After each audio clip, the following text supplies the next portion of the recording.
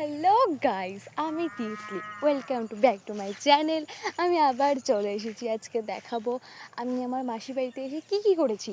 আর সত্যি বলতে আমার মাসির শাশুড়ি তো মারা গেছে, তাই মাসিরা এখন নেমন্তন্ন করতে এসে যেই ঘাটা খেতে দেবে, তাই আমিও চলে এসেছি তাদেরকে খুঁজতে। তাই আমিও দেখতে এসে পড়েছি।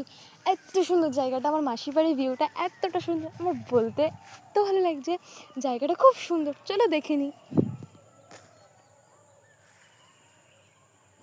এখান থেকে সূর্যটা কত ভালো লাগছে, দেখো কতটা সুন্দর দেখাচ্ছে।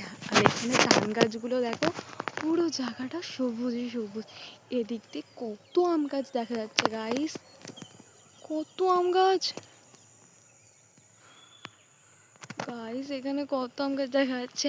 আর এই যে ধান গাছ, সোহা বলে না ধানের গাছে সর্ষে ফলে সোনা ফলেছে, সেরকম এই ব্যাপারটা কত হয়েছে। আর ওইদিকে দেখা যাচ্ছে রেল লাইন, ওদিক যে ট্রেন যায়। এখানে অনেক পুকুর আছে, ও যে এখানে একটু চান করার মতো সাবমার্শাল না কি বলে ওখানটায়। গাইস ওই দেখো কত লোক হেঁটে যাচ্ছে ওদিক দিয়ে, ওটার জন্য কে হেঁটে আসছে। আর ওই যে আমার মামা দাঁড়িয়ে আছে, সব ওখানে নেমন্তন্ন করছে। আর দেখো গাইস, সত্যি বলতে জায়গাটা এত ভালো না, আমার এত ভালো লাগছে। দেখো এখানের ভিউটা কত সুন্দর।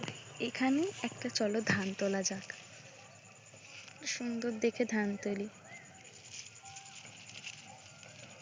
কেউ যদি কিছু বলে আমার আর কিছু করার থাকবে না, তাই একটা সুন্দর ধান দেখে নিচ্ছি। কত সুন্দর এই ধানগুলো। ওয়াও, এখানে মনে হয় জমির মালিক আসছে, আমাকে তো এবার বকা দিবে। চলো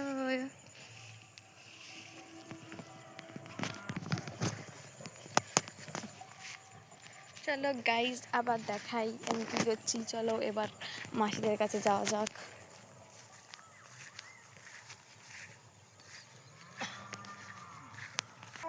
এই দেখো গাইজ, ট্রেন যাচ্ছে।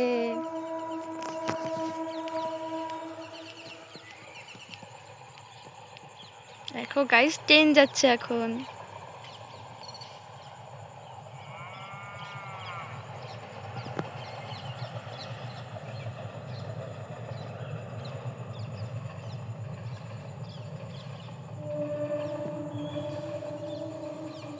চলো, আর ওইদিকেও দেখো পাখিগুলো কিভাবে ডাকছে। সত্যি বলতে জায়গাটার ভিউটা এতটা ভালো না, বলার মতো না। আমার জায়গাটা খুব ভালো লেগেছে, জায়গাটা সত্যি বলতে খুবই সুন্দর। চলো বন্ধুরা, সবাই চলে গেছে এখন বাড়ি।